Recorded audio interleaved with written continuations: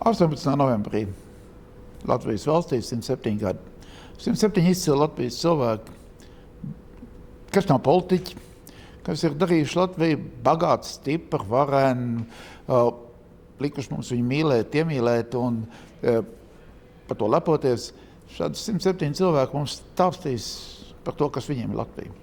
Un šodien uz jautājumu, kas tev ir Latvija? Atbild uzņēmējs, izcils cilvēks, domātājs, avantūrists un arī bagātību radītājs. Aivars Virbuls saukts par Čīri. Aivar, izstāst man, kas tev ir Latvija? Pēteris Vasks man vislabāk apzīmē, viņš lieto vārdu vizionārs. Tas laikam atbilst manai būtībai. Dabā, vizionārs dabā. Tātad Latvija manā skatījumā ir, lai mēs arī kā nebūtu dzīvojam Eiropā, Eiropai pilnībā neatklāta valsts. Viņa proti ir tajā ziņā neatklāta, kad Eiropā lielākoties dzīvojoši cilvēki maz zin par to, ka Latvijā ir forša daba, ir izcili meži. Ne parki, bet meži, kuros aug sēnes, kur ir daba ir un nevelti savā laikā 100, 200 gadus atpakaļ, 300 gadus atpakaļ Latvijā veidoja muižas un pilis, un pie visām pilīm bija dīķi, ūdeņi. Mēs esam ļoti bagāti ar ūdeņiem. Mums ir fantastiski daudz ūdeņi, un līdz ar to tas, kā es redzētu nākotnē Latviju, ir tas, kad Latvijā varētu ierasties no Eiropas tie cilvēki dzīvot Latvijā, jo tāda daba, kā mums šobrīd ir izcila ar to, ka mums nav pārāk karsts, mums nav pārāk augsts, mums ir labs mitruma režīms un faktiski cilvēka veselībai ļoti atbilstošs un izcils klimats.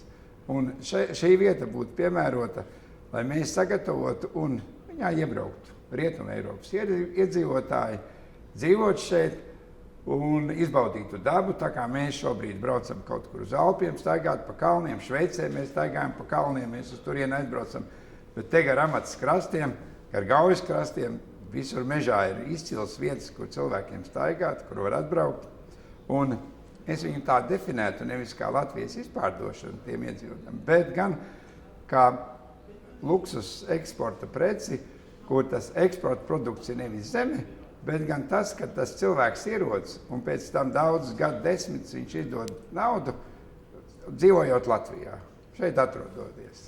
Un tātad mans sapnis būtu tas, kaut mēs spētu Latviju pasniegt Eiropā dzīvojošiem iedzīvotājiem tā, lai viņi ierauga tos izcilos labumus, kas ir Latvijā, un ka mums nemaz nav vajadzīgs, teiksim, ogles vai nafta vai gāze. Mums pietiek ar to, ka mums ir izcila daba, kas varbūt citur nav tik forša. Tas gandrīz man ir viss. Pasaki man, kas ir amatciems un kāpēc amatciems ir, zinām, tāda pērle no Latvijas? Nu, tātad, par cik es orientieris un orientēšanās sportā skrēju pa mežiem, tad man visu laiku bija tāds sapnis, kad nav labāka vieta cilvēkam, kā dzīvot mežā. Ja? Vienīgais ir tas, ka mežā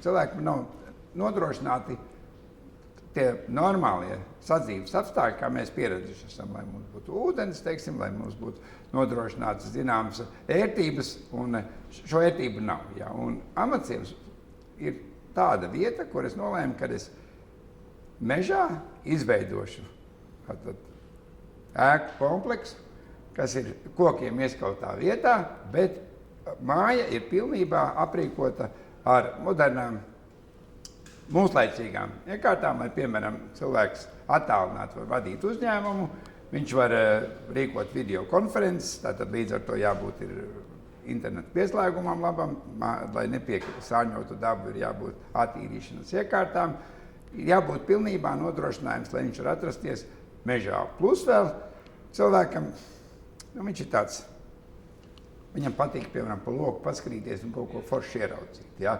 Līdz ar to es veidoju ainavu, lai viņam ir prieks atrasties pie, tā teikt, pie loga, strādāt. ūdens ir kā neizbēgama sastāvdaļa. Tātad pie katras mājas, pilnīgi pie katras mājas amatciemā ir ūdens. Ja, lai viņš var iet nopeldēties, viņš var iet ziltiņu paķert, vai viņš var neko nedarīt, viņš var iestādīt ūdensros un vienkārši skatīties, kā lēnām viņa ūdens aizauga ar ūdenzālēm, kas arī forši vispār.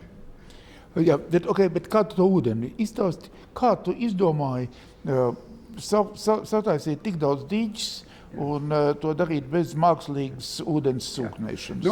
Jā, tā ir viena no Latvijas tiešām, Baltijā droši vien varētu teikt tā, mēs varētu priekšrocībām attiecībā pret citām zemēm. Tas, ka mums ir ļoti augsti gruntsūdeņi, mums ir dažādos līmeņos, mums var būt tā, ka burtiski kalniņš, kas ir, teiksim, 20 metru augstumā, un lejā var būt viena peļķa, un augšā var būt. Tātad gruntsūdeņu līmeņi ir mums visdažādākos līmeņos ir gruntsūdeņi, un ņemot vērā, ka mums augsnes sastāvs ir tāds, ka mums ir māls, mums ir kaut kur ir smilts, kaut kur ir kūdra, teiksim, izveidojusies. Līdz ar to var rakt un pateicoties gruntsūdeņiem, un arī ļoti daudz avotu, un tie nodrošina to ūdens līmeni ļoti dažādos augstumos, kas ainaviski ir vienkārši fantastisks veidojums. Vienalga, kas ir gultas apkārtnē, piemēram, Turaidā, mēs zinām, kad ir, teiksim, tie dīķīši salikti, un viņi stāv, un katrs liekas tā, ka viņš tā kā uzcelts gaisā, un viņš tur atrodās. Jā, un tev ir tie dažādi līmeņi, kas krīt aizvien lejā un apakšā ezers. Jā, starpība ir amatciemā, starpība ir apmēram starp zemāko un augstāko ir kaut kāda apmēram 55-60 metri vispār. Tā ir tāda starp, cilvēkam pastaigoties viņš tā kā nemaz nejūt, bet augstāks, teiksim, veidojas, un tas tiešām, tas ir tāds, tā ir viena no mūsu tādām bagātībām ūdens. Mums vispār ūdens Latvijā ir ļoti daudz, un mēs varam būt, tā teikt, laimīgi ar to, ka mums tie resursi ir lieli, un mēs varam to ūdens daudzumu laipni pasniegt pārējiem, izveidojot šos ūdens spoguļus, kur ūdens iztvaiko, tad viņš uziet augšā un mākonīts aiziet, teiksim, Rietumē Eiropas virzienā un tur nolīst. Tā kā mēs varam ūdeni vēl eksportēt, zinām mērā. Izstāst man, kādas ir vēl iespējas šādā veidā latvietim pie dabas veidot apdzīvotas teritorijas citur Latvijā, ne tikai amatciemā. Vispār man jāsaka tā, ka vismaz trešā daļa Latvijas pilnīgi droši es varu apgalvot, tādas vietas ir Latgalē, ļoti daudz Kurzemē. Ir ļoti daudz vietas, kur ir līdzīgi, ļoti līdzīgi, kur var to veidot. Un tas taisni, tāpēc man liekas, ka, piemēram, amatciems jau, lai es tā uzrunātu Eiropu, ir stipri pamazs. Ir jābūt nevis 100 mājvietām, bet jābūt ir 10 000 mājvietām, lai, teiksim, piemēram, mēs varētu uzrunāt un ierastos. Mums arī vajadzētu, lai, teiksim, mums tiešām ierodas dzīvo, jo mēs tā teikt arī uz to, kā lai saka, ar seksu viss kārtībā, bet mums tie bērni nedzimst kaut kā sevišķi daudz, un tā dzimstība ņemot vērā, ka mums nav liela, tad mums faktiski būtu labi, ka mēs varētu, tā teikt, importēt Rietumē Eiropas iedzīvotājus, kas ir tomēr pietiekami turīgi, kas te var vienkārši to naudu tērēt un dzīvot šeit.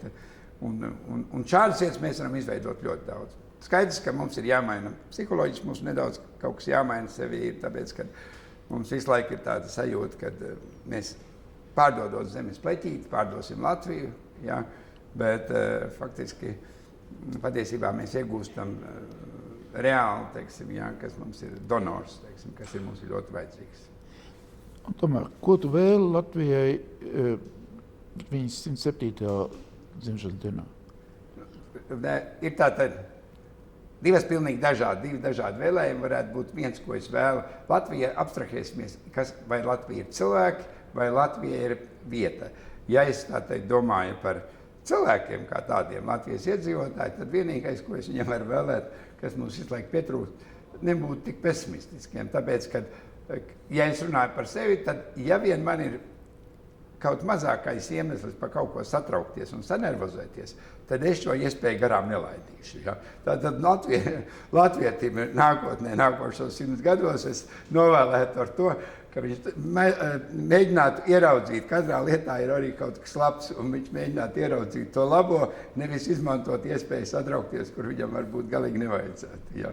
Nu, un ja mēs domājam par valsti kā tādu, tad es tiešām gribētu, lai mūsu valstī ir pēc iespējas vairāk iedzīvotāju, un mēs varētu, teiksim, mums par tiem mežiem un dažādām lietām, teiksim, cilvēki, teiksim, iet un visi, pieņemsim, Francijā runātu, es atvaļinājumu braukšu uz Latviju. Tur es iešu pastaigāties gramatas krastiem un noķeršu kādu forelīti. Paldies tev par startiem.